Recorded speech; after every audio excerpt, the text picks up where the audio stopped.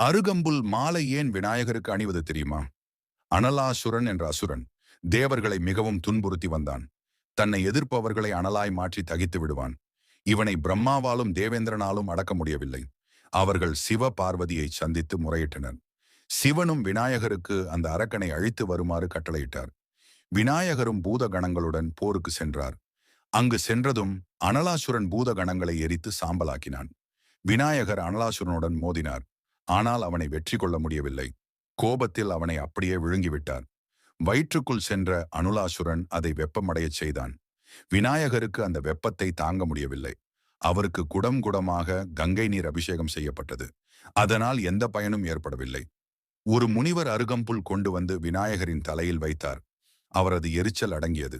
அனலாசுரன் வயிற்றுக்குள் ஜீரணம் ஆகிவிட்டான். அன்று முதல் தன்னை அருகம்புல் கொண்டு அர்ச்சிக்க வேண்டுமென விநாயகர் கட்டளையிட்டார்.